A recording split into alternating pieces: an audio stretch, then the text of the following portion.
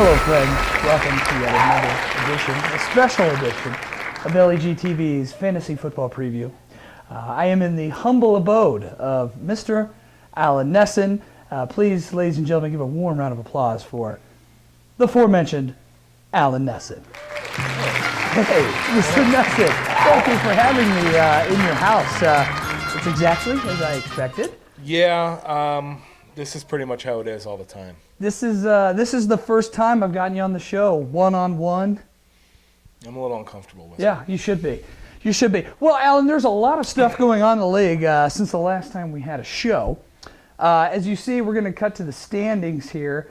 Look who's creeping up at number 2, the defending champions. Party Like a Gronk Stars on a 4-game winning streak, and they are chasing Dan Nichols, who's lost 2 games in a row, one of them being to you. How did you pull it off? I don't know. I lucked out. I was down about 12 points. He had a tight end left. I had the uncomfortable and inconsistent LaShawn McCoy left. And we pulled it off at the very last minute. Unbelievable, unbelievable. There's pretty much right now, if unless your name is John Dahlgren, James, or Joe, the playoffs it's up for grabs. There's tons of 6 and 4 teams. There's a few 7 and 3 teams, and Dan, like I said, has lost the last 2 weeks since starting 8-0. He might be throwing games, seeding, point shaving, right? Well, hey, let's since I got you on the show, let's run down this week's matchups. These are pivotal matchups for playoff implications. Make it or break it week. Let's start with my game. Of course, why wouldn't we? Party Like a Gronk Star with a 7-3 record, climbing all the way up to second place, taking on Mr. Rogers Hood, who beat Jack last week. You know, his team isn't as bad as he is. I'm gonna do a snapshot of the Facebook conversation that Jack and Pat had. It was fantastic. Where he was clearly upset that Pat scored 200 points for the first time all season, and Pat was like, "Dude, you take this way too seriously." Well, I think Pat just had his 14th kid. Yeah. So he probably didn't even set his lineup, whereas Jack fiddled 19, 20 hours right before the games. Yeah, there were plenty of leftover players to pick up too. Oh, he does love the leftovers, doesn't he? Huh? Anyways, let's go through the lineup. Now, what was amazing is I won last week without Andrew Luck and Rob Gronkowski. They're both back and they're both playing each other this week. However, Des Bryant is on bye, and Luck going against New England. Now, Luck is still, even after the bye, the #1 overall player in points. Peyton Manning just behind him by, I think, 0.25. Oh, really? Projected score 36 points. Here's something. This is a Nesson Don't Know Shit About Shit segment that we need to cover someday. Mark Ingram, 24 points averaged over the last 3 games after someone you said wasn't even going to be the starter in New Orleans. Do you remember that conversation? I don't remember saying he wasn't going to be the starter. But I do know that since Deuce McAllister, no Saints running back has had as many touches in this many games. They've completely gone away from the 45 pass attempts. It's true. It's more of a West Coast offense again, which is what Sean Payton's good at. So yeah, Mark Ingram's going to get those shots right up the gut in 24 carries a game. I actually watched the game against the Panthers a couple weeks ago. Fourth quarter, they were blowing him out. He ran for 1 or 2 yards, and then Payton was going to replace him, and he threw a tantrum on his way to the sideline. Really? He wanted more carries. Nice. It's his contract. Gotta love him. Oh, gotta love contract year players. That's why they have it on the magazines. Also, Brandon Marshall. Obviously, the Bears are a complete dumpster fire. Oh, yeah. But garbage points, plenty of them there towards end of games. Who would have thought in that offense? And Rob Gronkowski going against the Colts. Colts don't really cover tight ends well.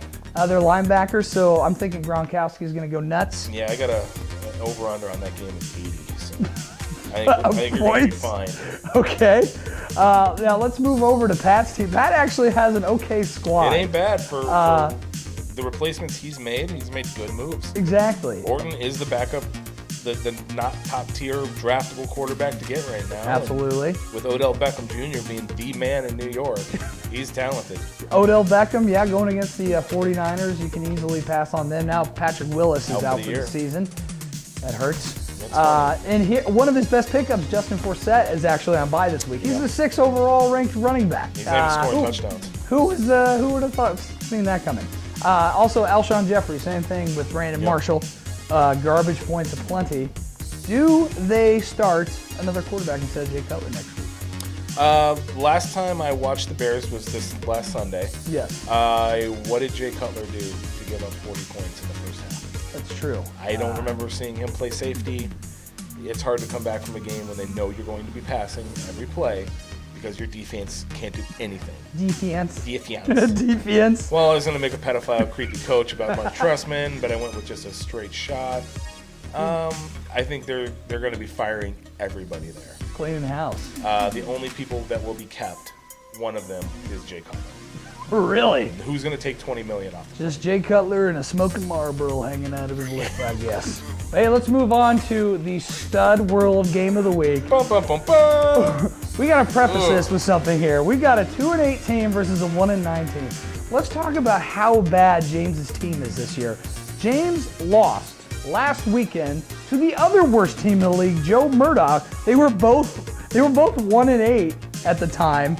And now James lost to Joe Murdoch's team, who had not one, not two, but 3 players on bye, and a 4th was injured, and the spot was completely empty, and he still lost by 5 points. It was the lowest scoring. It was the lowest combined score in LEG history. It was 115 to 110. Is that not just pathetic? 110? 110. How do you score 110 in this league? It's amazing. Only James can take sucking to a whole new level. But he's going against another suck team, John Dahlgren. He hasn't won since week 6. Remember when he took Edelman in like the 3rd round? Yeah, that was. He's good. he's doing good. But he's got Peyton Manning. Peyton Manning, like we said, 2nd overall in points, going against St. Louis. The metrosexual game of the week. Julian Edelman going against the Colts. Once again, he's going to get some space. Although LaRon Landry's back, and is that going to Edelman just doesn't get open. He doesn't. And when he does, he drops. He's a quarterback. Yeah. He wasn't a wide receiver. LaFell's the big play guy. Gronk's the middle of the field guy. They don't even need Edelman. He's out there just to play hooky. I agree. I totally agree. Andre Johnson also going against the Browns, projected to score 15 points. Now, Dahlgren's projected to win this by 30 points. But how? Exactly. I still, he's actually, he's holding on. Does he even have a running back?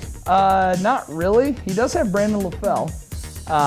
But no, he doesn't really have a running back. Yeah. Not one mentioning on here. Yahoo's projections are a little off, I think. Yahoo's? Yeah. Are they like NFL.com then?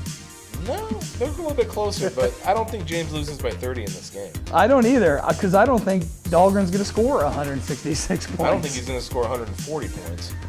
What's your final score? What do you think's going to happen? I'm going to give James the win here. He's got Jamal Charles. Yeah, they're going against Seattle, but we play PPR. There's not a receiver in Kansas City. He's going to get extra bonus points there, and they're not going to stop running the ball with him. Yeah, absolutely. Mike Wallace against Buffalo. Buffalo's okay on defense, but it's mostly their front 4 and their 2 safeties. Mike Wallace will get open. And Morgan Burnett against the Eagles for his defense, absolutely going to rack up points. And Sanchez is back in the news, throwing down the field. The dirty Sanchez. I'm going to give James a win, 148 Whoa, to 138. James is going to score 148 points. Oh, yeah. He doesn't even score that on a breathalyzer. He's got Big Ben, and that was that weird week last week. He had the right move. Everybody in the world would have put him there. I think I did in a league, too. Yep. And he's playing Tennessee. We'll see. Joe Flacco didn't really do much against. It's Joe Flacco. Yeah, that's true. So who's going to win the Gronk Star Mr. Rogers Hood game, by the way? Well, your team is vastly superior. Yes. But I hate you. So let's go, Pat. 195 to 3. Okay. Yeah. Fair enough. Now let's move over to another crucial. This is the game of the week for the 2nd time in a row. Ablash Reddy is going against the other team that has the same record as him. These guys are fighting for position in the playoffs. It's number 3 versus number 4. Judas Beast Mode 7-3, and Duvall 7-3. Out of nowhere. Never would have saw 5-1 in the last 6 weeks. Duvall is one of the hottest teams in the league besides mine. He hangs out once or twice, and boom, he's back into being a man. Exactly. Abby running with Eli Manning this week, unfortunately. going against the Niners. Abby still doesn't have a quarterback, really. He's just kind of playing the game, huh? He's just kind of playing the game. He's got that two-headed running back monster. But here's the problem. DeMarco Murray, his bread and butter, the #1 overall running back in the league, is on bye this week. So he's out. And Forte is going against Minnesota. He'll probably get a lot of points because Minnesota, they don't give up the run. As bad as much as I can't remember it, at least. I mean, they lose, but they've been losing in the last few minutes. Yeah, I'll leave it to the Bears to kind of make that one a close one. But I think Forte will be heavily involved. He's #2, by the way. T.Y. Hilton versus the New England Patriots. T.Y. is the big play guy in Indy, and it's going to be a shootout. Yeah, I think so too. At Lucas Oil. There's no doubt about it. He's projected to score 14. I'm thinking he's going to have a 25 burger. No, probably around 20. Vincent Jackson. No, I agree with that. The 17 for Vincent Jackson is silly, though. What, against the Redskins? Yeah. Yeah, it is Tampa Bay. He just doesn't get open. I don't think Tampa Bay even scores 17 Mike points. Evans is the man there. It's not Vincent Jackson anymore. Vincent Jackson's going to be gone next year, I guarantee it. Really? Yeah, he'll be on another team. Well, here's the deal. Abby is projected to fall just short to DeVault this week, and here's why. He's got Breeze against the Cincinnati Bungholes. Terrible team. Can't stop anything this year. Roddy White has showed up out of they're nowhere. playing the worst defense I've seen, other than the Bears in Carolina. Carolina? He's giving up 30, 40 points a game now, and although the Falcons' offensive line is bad, Roddy White's back being an end zone target. Someone contributing. Contributing. Julius Thomas against the Rams this week, projected to score 13. He's only the #3 overall tight end. Because he only catches 4 balls a game, but they're all touchdowns. Yeah, it's insane. It's 4 yards for 9 yards. 4 balls for 9 yards every game. But that's a lot of touchdowns. Oh, and Alfred Morris going against Tampa Bay. Now, RG3 is going to cue this game. Is that correct? Yeah. So is that going to affect Alfred Morris like it has in the past, where he runs for 120 yards but gets no touchdowns? No, because RG3 is not going to do those little bootlegs anymore. They're going to protect him a little bit. Gruden knows what he's doing with the quarterback. He's just going to let him sit back and throw down the field. What team does he play for? Which one? RG3? Washington. Washington?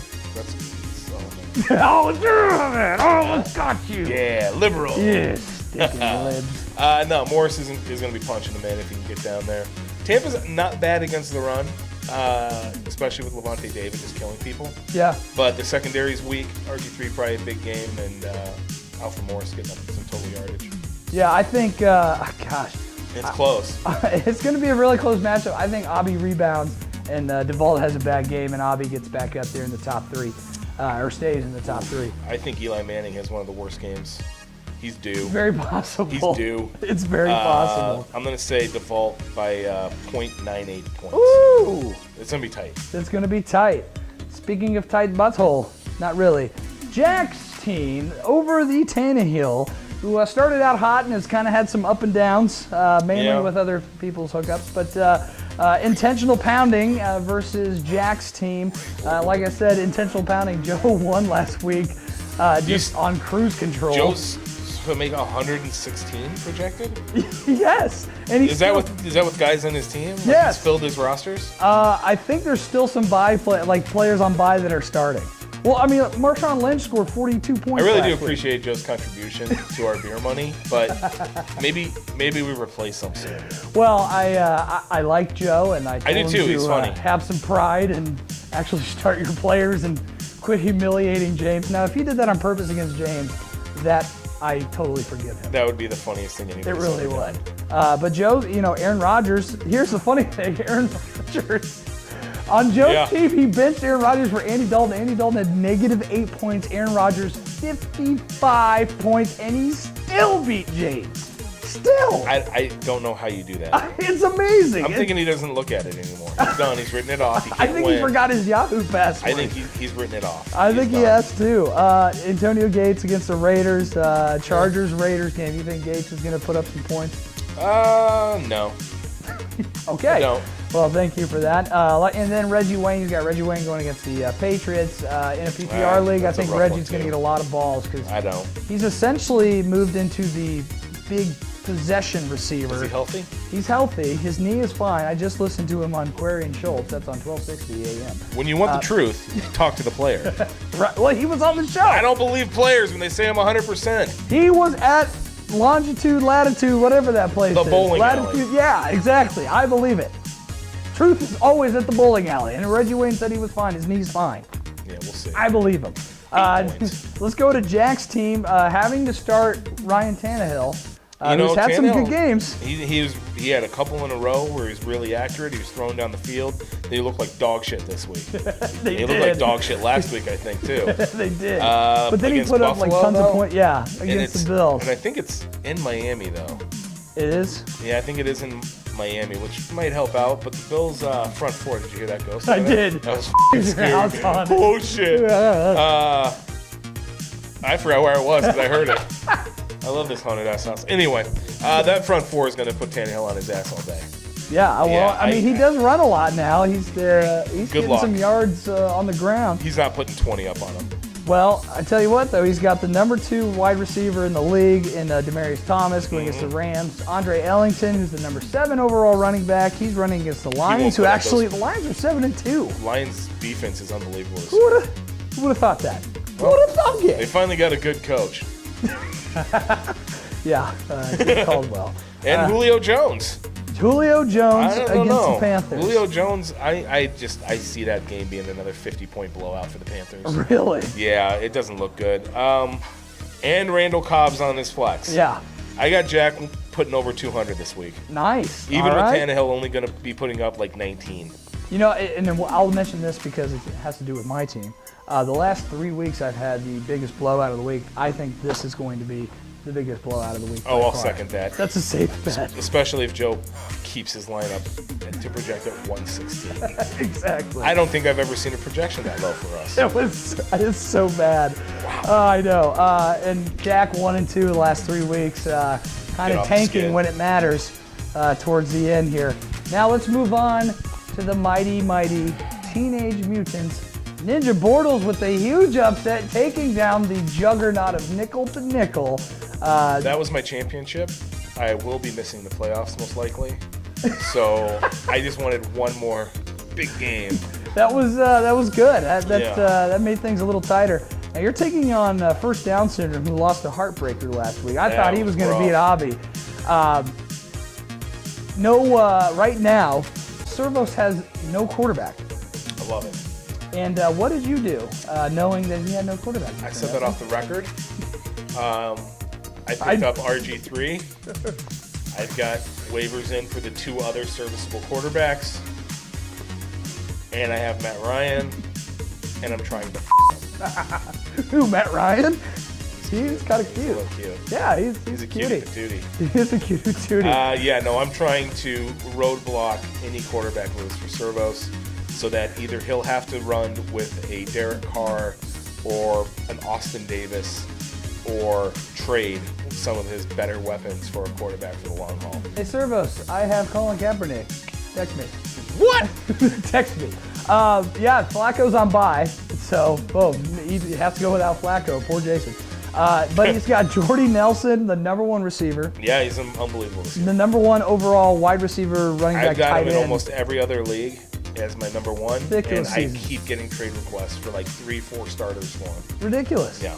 He's unbelievable this year. He's having such a good year. And speaking of having a good year, Ahmad Bradshaw, who would have thought that he would be having this great of a year? He's number 8 out of all the running backs in the league. Yeah, it's all those catches. Exactly. He's racking them up. Nobody else is. He is. He's projected to score 14 against New England. New England's defense is not that great. New England isn't that great. They're just on a hot streak. They're not as good as advertised. The NFL, that's all you need. Exactly. They've beaten playoff teams. McKinnon on the Vikings going against the Bears. I think he's going to put up a big game. He's going to lose touchdowns to Asiata throughout the season like he already is, but he's quick enough, he's fast enough, he's a liability in the pass blocking side of the game, but the way the Bears play defense, they're going to be down quick, and he'll just be able to pound the ball through him. There you go. He's fast. Now tell me about your team. You said you've got it's garbage. Very doable Matt Ryan. Your team's garbage. I think it says he's projected here for 26. If he doesn't hit 30, I'll be cutting him. Okay. He's been on fire recently here, and a little bit. Well, started really good and then went bad. Now he's back to good, but he's playing those bad NFC South defenses again.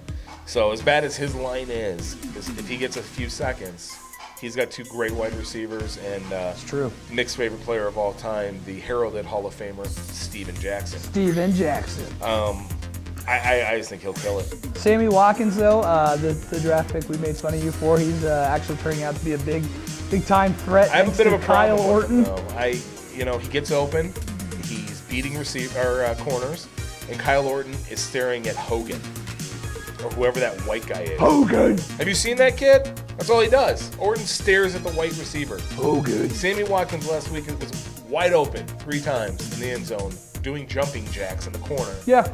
And Orton just didn't even look his way. That's what it's like to watch a 49ers game. Watch Kaepernick just look at one receiver, look at one receiver, Vernon Davis wide open, look at one receiver, Yep. Run, sack! It was infuriating last week. It's really annoying. LaShawn McCoy pulled through for you this he got this that last lucky Monday night. touchdown. He did.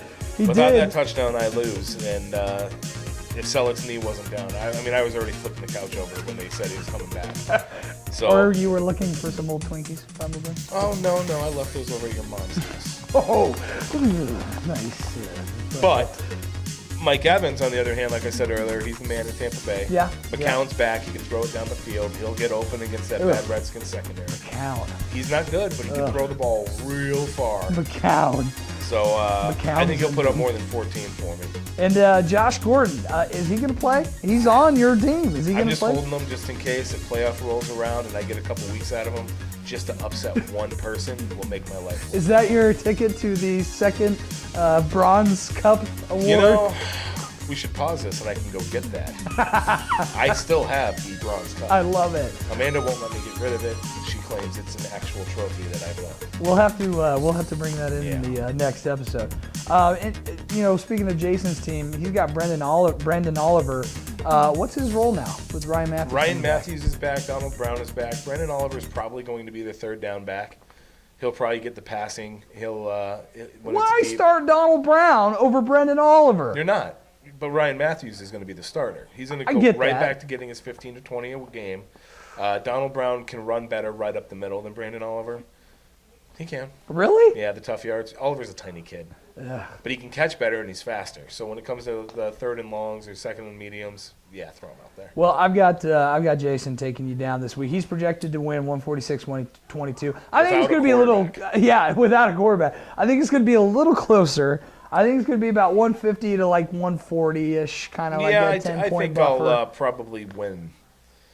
Okay. 135 to 100. 100 points. Oh, I'm going to take every quarterback I can. Dude, Jordy Nelson might score a half of 100 points. Yeah. I mean, he might score 50 Says points. you. Very true. All right, fair enough. Let's go to the last matchup here where I have zero info on because I ran out of time at work. The disappointing and heartbreaking year for Mick Martin continues. 5-5. Sioux Girls won cup, but he's holding on there. He's playoff to be scratching and clawing his way. It's so close. Like he just needs one big game to get him over the hump. Exactly. Poor guy's 5-5. He's taking on Nickel to Nickel, who is on a 2-game slide, and I can pop the champagne because now LEG's Party Like a Gronk Star is the only team to finish the season with 1 loss. That is now safe, and celebrated that last Sunday. But I was at your house last Sunday. You slept on the couch in track pants while James and I made gin and tonics and spilled things on your carpet. That is heaven to me. Okay? All right, whatever. Some of us have different ideas of what heaven is. But Nickel projected to win big in this one, 170-153. Off the top of my head, I know he's got Le'Veon Bell and Antonio Brown. Who are the Steelers playing? He's got Emmanuel They're playing Sanders. Tennessee. Yeah, I still think Nichols going to pull it out. I was shocked that he lost to me, so, I think he's going to be crabby about it. He's going to work the waivers and get those free agents on his defense again. Yeah. And Mick's going to lose by 40. Okay. Yeah, Mick, A.J. Green, Jimmy Grant, they're back now. They're healthy. I feel so bad, but they're just A.J. Green last week, and now they're going to go and try to play with Andy Dalton more. Yeah. It's done. Yeah. The party's over in Cincinnati. Jimmy Graham could score at least probably 40 points by himself. Let him. You heard it there. Enough. Now, Nessa, do you have anything else to say before we kick it to the week that is Week 11 with playoff implications on the line? No, I have zero input in this league. I'm tired of getting Yahoo app text messages from people saying things such as activate mega faggot. Abby talking an insane amount of shit and just never coming out to hang out anymore. It's really annoying, and I don't know why Dahlgren's alive. He puts more time into his hair care than he does his actual lineup, and that's why he's 2-6 with great hair. 2-6 with great hair. I'll challenge him for that hair. Yeah, you look like a challenge. Dopey Robin Thicke. Yeah, thanks for coming on and having me in your House of the Macabre here. It's I've been uncomfortable ever since I walked in these doors, and it's now very cold, and I hear strange noises. Anyways, thank you for tuning in. We've gone too long. Special thanks to Alan Nesson for welcoming us into his home. I'm JD Brake, your commissioner. We'll see you next time.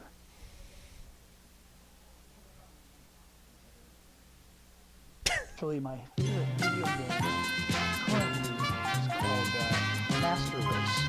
Where you go back in time and you are Adolf Hitler, and you get a Luger, a tank, and a baseball bat. You try to take out every Hebrew you can.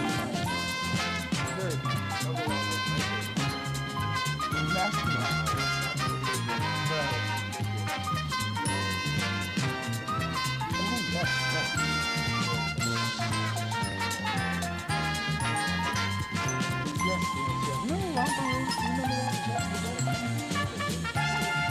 No, not where it's produced the bull.